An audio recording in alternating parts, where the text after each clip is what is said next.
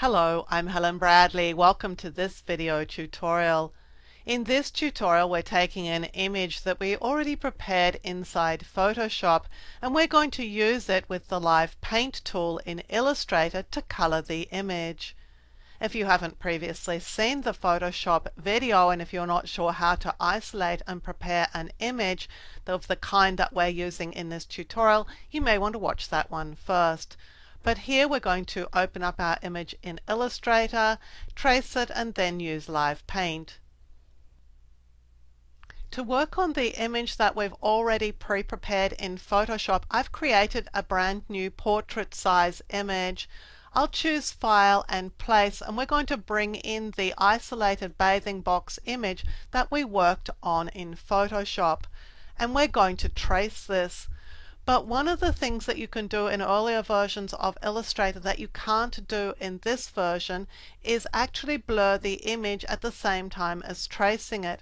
And I think this image would be helped if I blurred it a little bit before I actually trace it. So I'm going to choose Effect, Blur, and apply a Gaussian blur to it. And I've experimented, and about a 3 pixel blur is pretty good for this image. So I'm going to click OK. And what this does is blur some of the noise, so I'm going to get a chunkier tracing result. So I'm going to click Image Trace.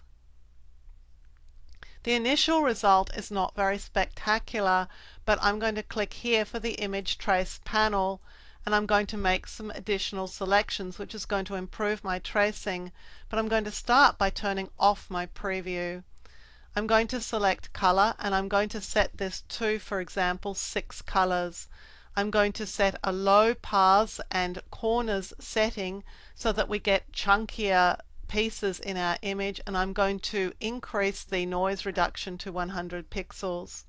I'm going to ask to ignore white. I'm going to click either preview or trace. Preview would let me see these options in place to see if I like it.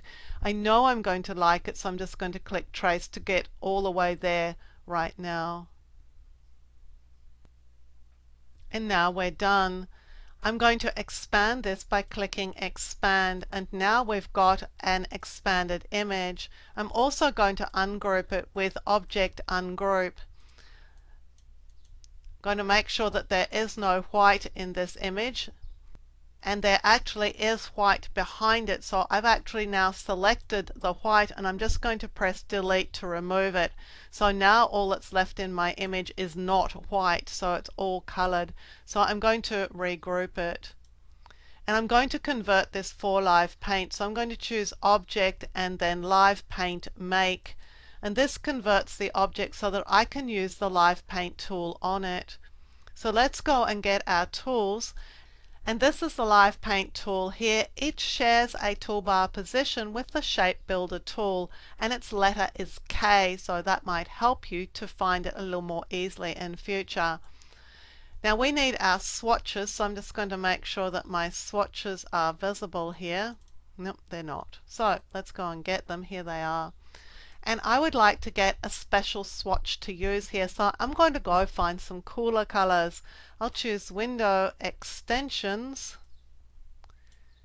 and then choose Cooler. I already have some cooler summer colors here, so I'm going to select a color combination here that is reminiscent of summer and that will look good on my image. I'm going to choose something that's quite a ways from the image we already have, so let's choose iGadgets. I'm going to click here and add it to the Swatches panel. That puts it in my swatches, so I can now use it. With the Live Paint bucket tool selected, I can click on a color here in this cooler swatch here. And now watch as I hold my mouse over the image. The areas that are colored in this salmon pink are the areas in which I'm going to be dropping that blue color in. This is my selected color, and blue is over the cursor, so if I click here, we're going to start painting in blue. The color purple is to one side of the blue and the color yellow is to the other side, and you can see them here on the screen on my cursor. If I want to change to use the purple, I can just use the left arrow key and start painting now with purple. dropping purple in wherever I want it to be. And if I want to change and paint with a different color, such as that green, then I can go back over with the right arrow key and drop that into a different position. And then perhaps go to the orange and drop that in. And even the red. So I can go all the way around this color swatch, and if I go all the way around, I'm just going to color back to the exact same color. So let's go to red. I'm just going to circle around these colors. Now in some cases you may want to go for something a little bit different. So you may want to bring in a color that's not in the current color scheme here, and we can do that too. So let's go and get another color. Let's say that we want to add to this particular color scheme a sort of, well, let's go and get some color we don't already have, say this green here. So I'm going to click on that green, and now I'm working in this area of the palette. So now I can add that green to my image. And if I press the left and right arrow keys, I'm going to move around the colors in this part of the swatch, no longer in this part. So I'm going to call this good for now. So let's just say that we're going to use this image. So I'm going back to my selection tool.